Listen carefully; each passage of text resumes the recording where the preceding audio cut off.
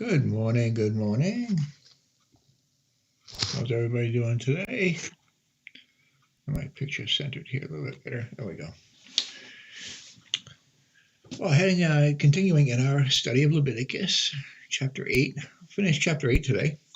So let's start with a prayer. Dear Heavenly Father, thank you, Lord. Thank you so much for your help in understanding your word, and help us to be that I'm able to deliver this in a way that's honoring to you, that I understand the section of scripture we're studying today, and help me to deliver it in a way that's honoring to you. In Jesus' precious name I pray. Amen.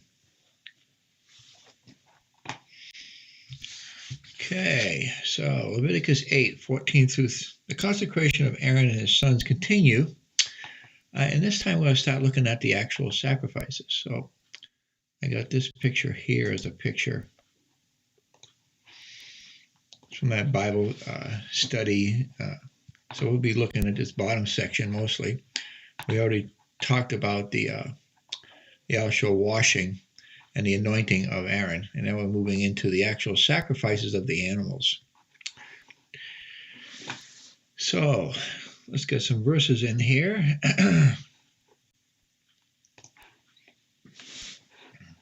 Picking up at verse 14 from yesterday. So as we continue the consecration of the priest, we see that a bullock is used and 2 rams that we see next. So you see the bullock here at the bottom, and there's one of the rams you see in this picture, but there's actually 2 altogether. It's important to realize we all are sinners and need salvation, and for Aaron and his sons, it was no different. So it really, this idea of consecration is the same process that we go through Jesus Christ. So I think it's an important lesson we have to pay attention to. So let's pick up at verse 14 here. And he brought the bullock for a sin offering, and Aaron and his sons laid their hands upon the head of the bullock for a sin offering. Very similar process of the transferring symbolically from the sinner to the sacrifice. Spurgeon has a comment on this. It kind of explains it well. The Hebrew word means more than lightly placing the hand. It gives the idea of pressing hard upon the bullock's head. They came each one and leaned upon the victim, loading him with their burden, signifying their acceptance of his substitution, their joy that the Lord would accept that a victim in their stead when they put their hands on the bullock that made a confession of sin. So it's two processes here, really, is that you're realizing that we're sinners and that we need redemption, and that by the priests here are symbolically placing their hands, they're pressing down hard, knowing that they're really filthy sinners, and they need to transfer. Someone needs to pay for that sin, and they're transferring that sin to the actual animal symbolically.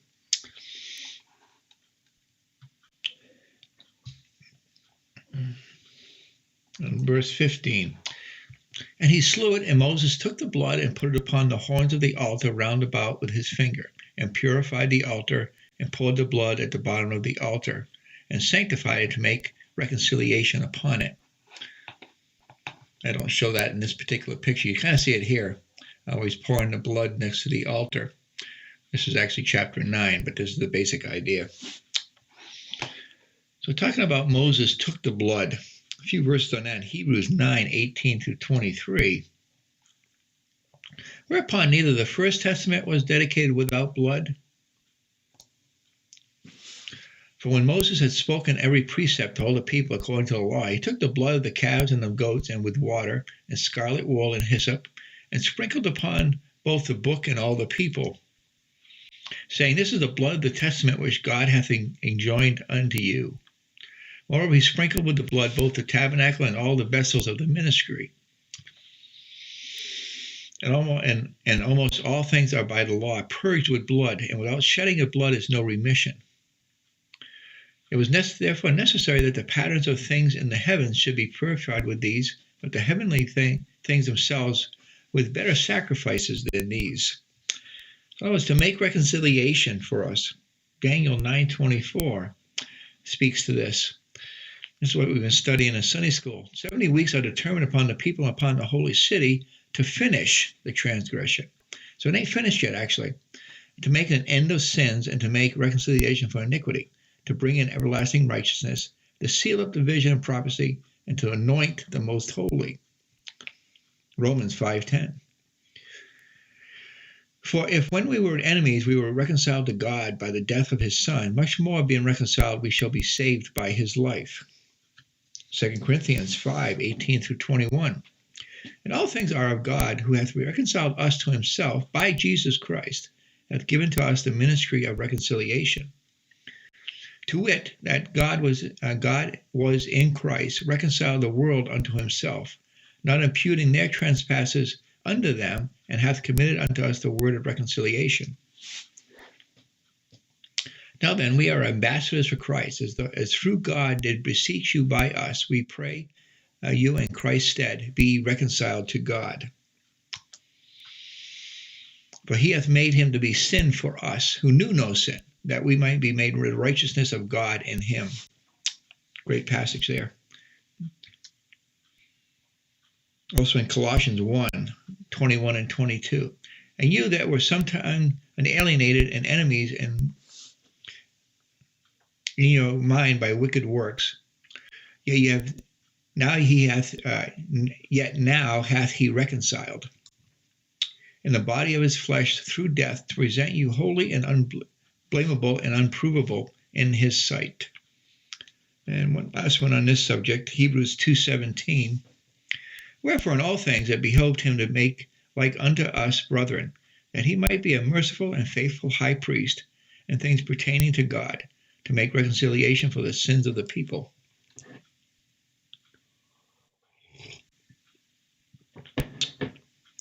So the beginning of this verse may be rendered, and Moses slew and took the blood. We find it expressly said in Exodus that Moses slew the sacrifices. We saw this in Exodus 29:11. And I forgot to put this verse in there. Let's see, Exodus 29:11. Thou shalt kill the bullock before the Lord by the door of the tabernacle of the congregation. Remember, this is all being done by the tabernacle. I showed you in the other picture. Though in this passage is God speaking to Moses, yet in general the offerer seems to have killed his own sacrifice. It's kind of hard to say for sure, but at least in this particular one, under the consecration, it's the person performing the consecration that's actually doing the sacrifice. But it does seem like Moses is the one that's doing it. In Leviticus 8:16, there's a reason for this too. It has to do with the clothing. Remember we were talking about that a few days ago. That if they got any blood on their clothing, they couldn't go into the tabernacle. Okay, verse 16. And he took all the fat that was upon the inwards, and the caul above the liver, and the 2 kidneys and their fat, and Moses burned it upon the altar. Now this altar, I believe, and in this picture it kind of shows it too. I believe this is the altar of incense, but I'm not positive because it could be the big altar, the one outside too. It doesn't really say.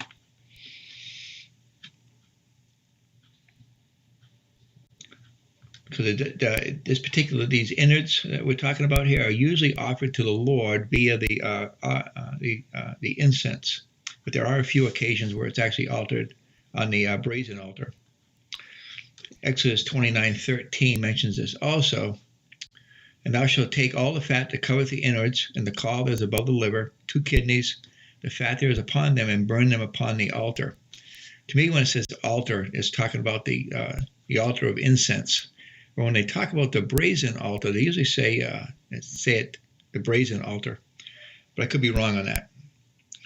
But this was always the portion given to the Lord. Okay, verse 17. But the bullock and his hide and his flesh and his dung he burnt with fire without the camp, as the Lord commanded Moses. So without the camp, this is symbolic too of the fact that Jesus Christ was crucified outside the camp. So I think that's why we started the other way back here in Leviticus, showing that. one of these days I'll actually get the picture. If you left the, even to this day, this actual place that they're talking about where they would do the sacrifice is actually on Mount of Olives. And they actually built a bridge from the Temple Mount and crossed over to the Mount of Olives where they would actually burn this particular sacrifice. If I think about it, I'll get that picture out one of these times. Maybe I'll find it real quick.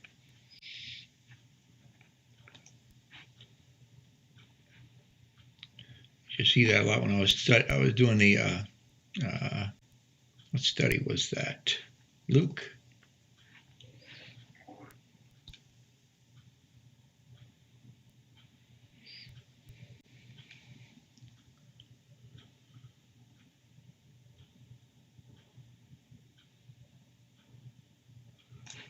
I can't really show you except this one here shows it a little bit. It would actually come off this wall right here. There was a bridge. This is a scale model of the old temple. There was a bridge that went across this valley. And the reason was that this whole area here had was a burial ground. And the priest could not walk over a burial ground and still be pure and go back into the temple. So there was a bridge across here over the Mount of Olives where they crossed over and took that sacrifice. I'll find a good picture of it. So I know I have one somewhere. Check one more place. What else was I talking about that?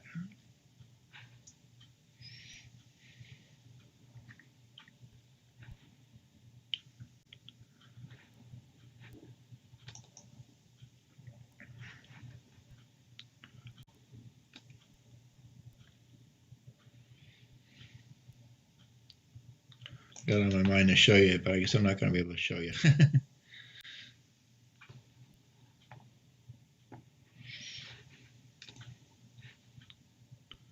Oh, what else was I studying that? The temple.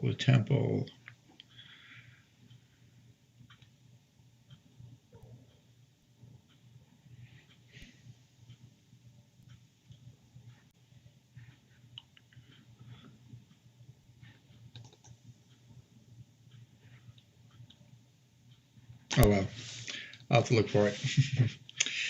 Continuing on.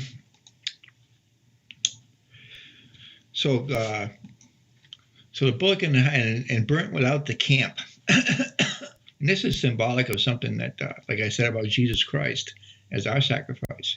In Galatians 3:13, Christ hath redeemed us from the curse of the law, being made a curse for us. For it is written, cursed is every one that hangeth on a tree. And also Hebrews 13:11 through 13. For the bodies of those beasts whose blood is brought into the sanctuary by the high priest for sin are burned without the camp. Wherefore Jesus also, that he might sanctify the people with his own blood, suffered without the gate. But let's go forth, therefore, unto him without the camp, bearing his reproach. So as we're supposed to seek him. He's not coming to us, but we got to seek him. Okay, Leviticus 8:18. Read 18 through 21. And he brought the ram for a burnt offering, and Aaron and his sons laid their hands upon the head of the ram. You see that in our picture here. Oh, I lost the wrong picture. Okay, where'd it go?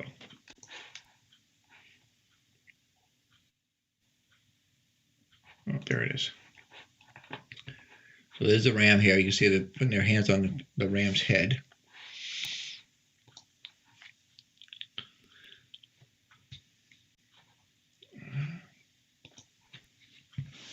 And he killed it, and Moses sprinkled the blood upon the altar round about. And he cut the ram into pieces, and Moses burnt the head and the pieces and the fat. And he washed the innards and the legs in water, and Moses burnt the whole ram upon the altar. It was a burnt sacrifice for a sweet savor and an offering made by fire unto the Lord, as the Lord commanded Moses. Now this one had the whole body. So this here we do see the word used, altar. And I know that was done on the brazen altar. It was because I believe it was only the fat and the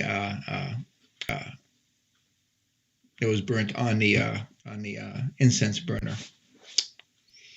So basically a repeat with the ram, except the rituals of consecration of the individual priests we see next as we continue here. Okay, verses 22 through 24 talks about, and they brought the other ram, that was the second ram, the ram of consecration, and Aaron and his brothers laid their hands upon the head of that ram, and he slew it, and Moses took of the blood of it and put it upon the tip of Aaron's right ear, and upon the thumb of his right hand, and upon the great toe of his right foot. You see that here in this little picture here. And the idea was that basically they were consecrating the individual person by covering, and I got a great little thing here. It explains. So symbolic, actually, of consecration, and basically was they put a tip on the right ear. May your ears be consecrated; they might hear the voice of God. May your hands be consecrated; they might do the work, do only the work of God. And may your feet be consecrated, that they will walk only in the path of God. So it was the idea of a consecration of a man's ears, of his hands, and of his feet, a complete kind of consecration of himself unto the Lord.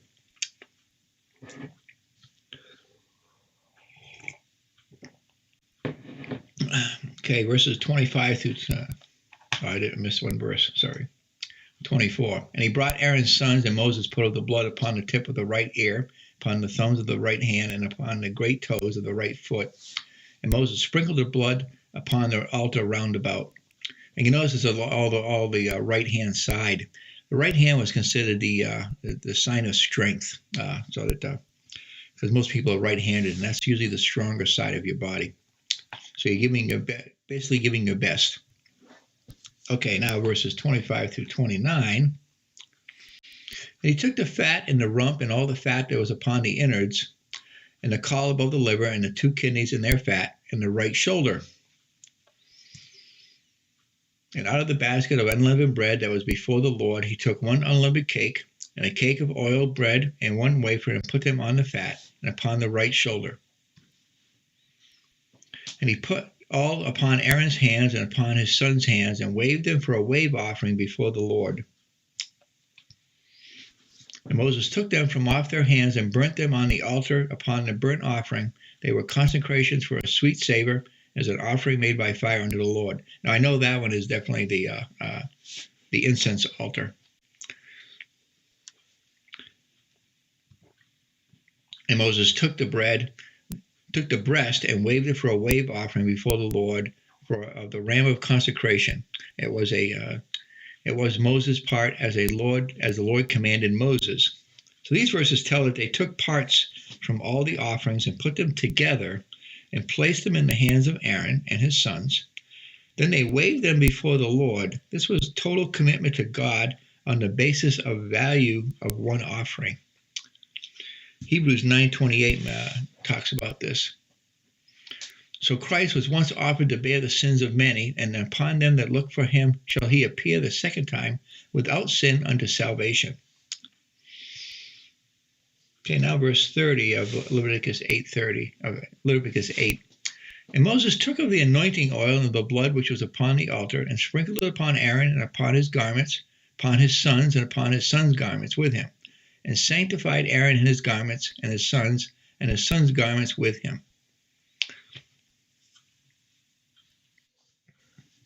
Now the priests together with Aaron are consecrated with blood and oil.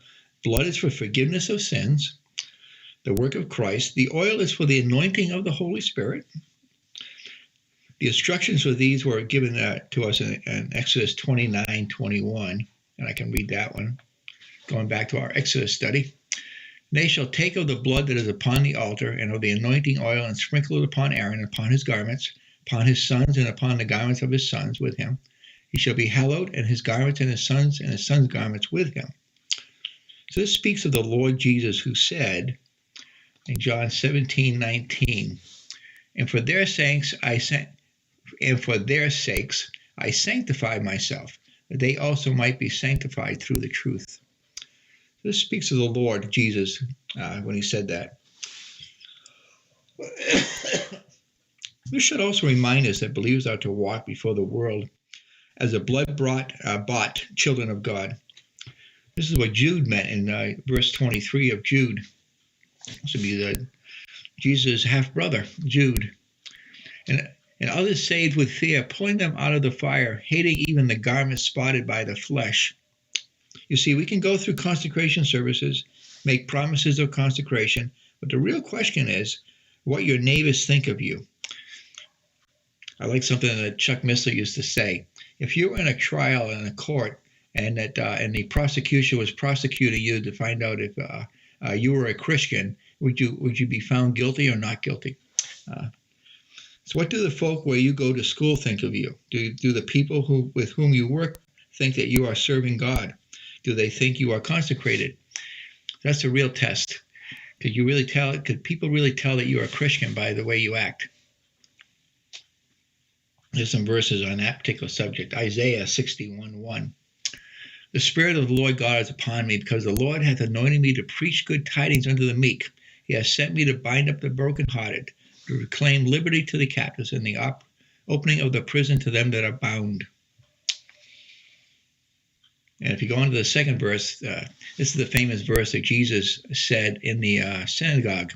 He stopped at the comma, right there. You see that comma right there. What he didn't say was verse 2. And let me read verse 2 just so you can see what in this part is still future. To proclaim the acceptable year of the Lord and the day of vengeance of our God, to comfort all that mourn. And it goes on. So that's basically, that happens in the tribulation, or at the end of the tribulation. That hasn't happened yet. That is a prophecy. But continuing with the consecration here in Galatians 5:22 through 25. But the fruit of the Spirit is love, joy, peace, long-suffering, gentleness, goodness, faith, meekness, temperance. Against such there is no law. And they that are Christ have crucified the flesh with afflictions and lusts. If we live in spirit, let us also walk in the Spirit. Amen to that. So can they tell you are Christians by your love? That's a song I remember from Vacation Bible School. Can they tell you are Christians by your love? I don't remember the rest of the song, but I just remember that title. Okay, Hebrews 2:11 also. For both he that is sanctified and they who are sanctified are all of one, for which cause he is not ashamed to call them brethren. 1 Peter 1:2. Elect according to the foreknowledge of God the Father, through sanctification of the Spirit, unto obedience and sprinkling of the blood of Jesus Christ. Grace unto you and peace be multiplied. 1 John 2:27. But the anointing which you have received of him abideth in you, and ye have not that any man teach you, but is the same anointing teaching you of all things, and is truth, and is no lie. And even as it hath taught you, you shall also abide in him. And Revelation 7:14. And I said unto him, Sir, thou knowest. And he said to me, These are they which came out of the great tribulation, and have washed their robes, and made them white in the blood of the Lamb. It's all about the blood.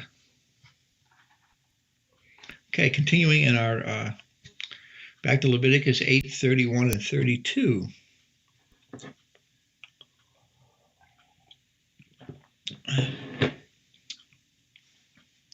And Moses said unto Aaron and his sons, Boil the flesh at the door of the tabernacle of the congregation, and there eat it with the bread that is in the basket of consecration, as I commanded, saying, Aaron and his sons shall eat it. And that which remaineth of the flesh and of the bread shall ye burn with fire. So this is how this section on the consecration ends. They are to eat the food that is left. This typifies the fact that believers are now to feed upon the finished work of Christ. Peace and sanctification, satisfaction are the portion of the believers only in ratio to the measure in which they feed on Christ. Nothing is to be left. All must be consumed or burnt with fire. Nothing is to be left to spoil or waste.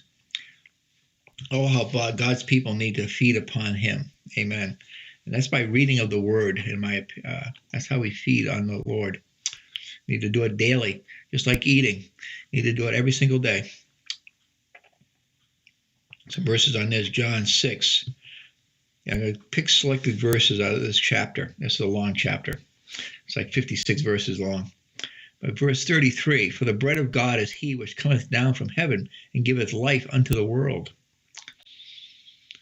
Verse 35, and Jesus said unto them, I am the bread of life. He that cometh to me shall never hunger, and he that believeth on me shall never thirst.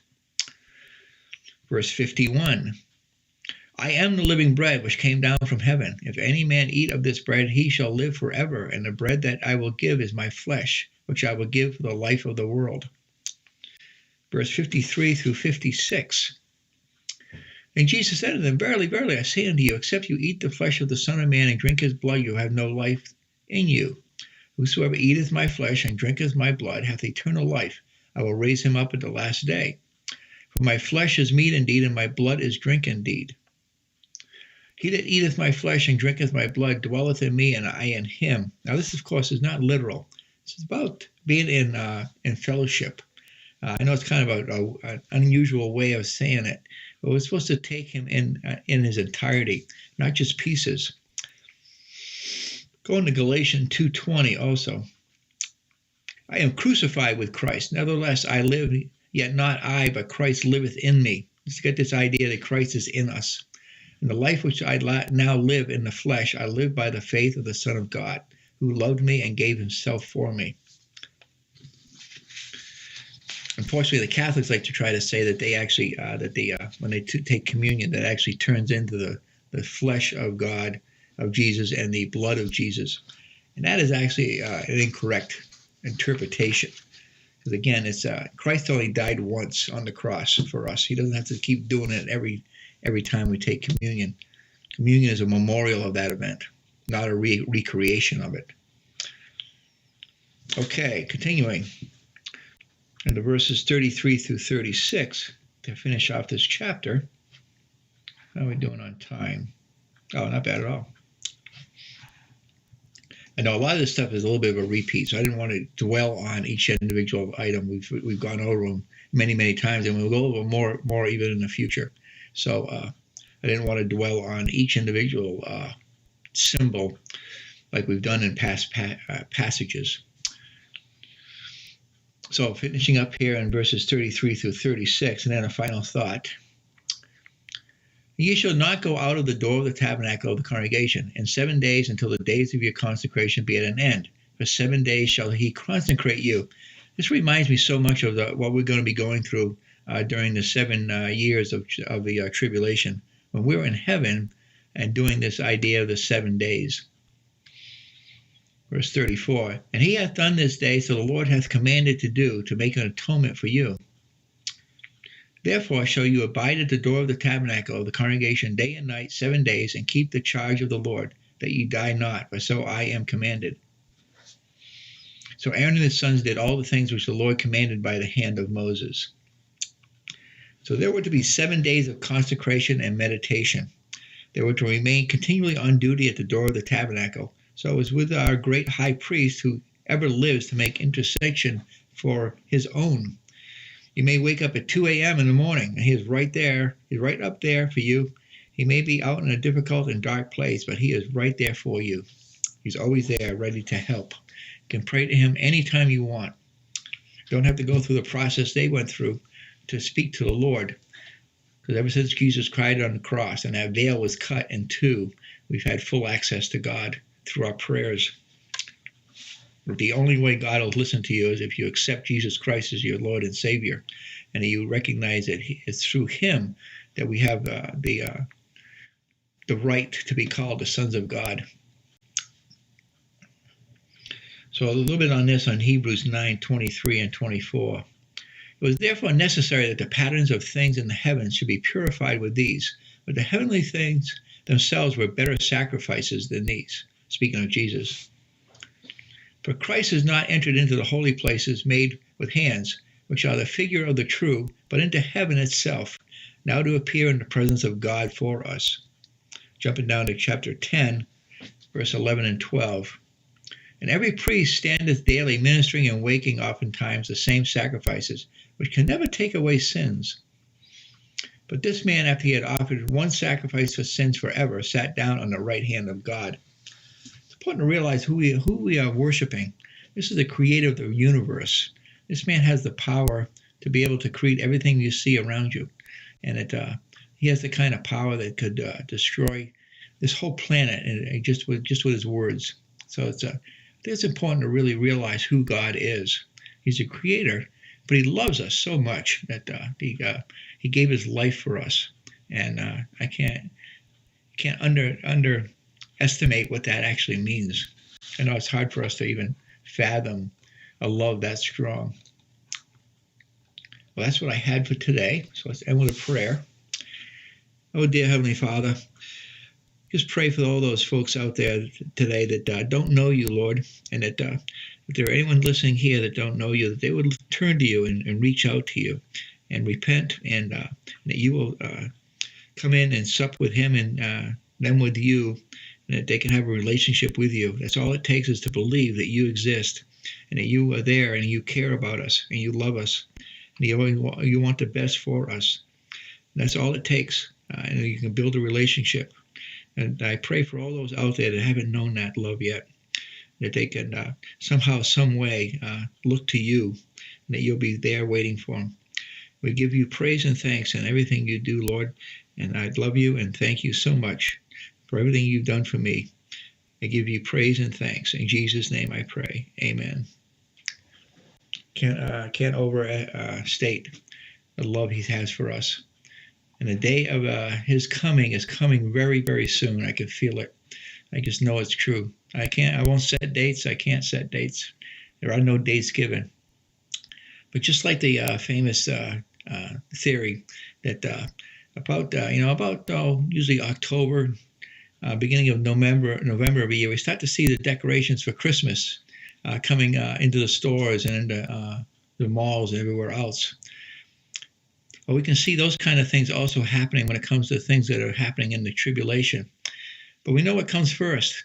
And just like the theory I just posted about Christmas, we know Thanksgiving has to come first. And then we also know that if we're starting to see the things that are going to happen in the tribulation, then the rapture has to come first. And so that means that it's getting ever closer. So if you want to join us there in heaven and be with us when we go up and meet the Lord in the air, then please search out your hearts and look to the Lord. And through a simple prayer, just asking the Lord to show himself to you, and that you want to be forgiven and to given a chance to become one of his disciples. And he'll do that for you. All you need to do is pray and ask for it and believe it, and it will come true. So I will talk to you all again tomorrow as we continue into chapter 9 and continuing with the inauguration, according to this picture. It's up here in this corner, and we'll be talking about that. So hope to see you again tomorrow. Have a great day.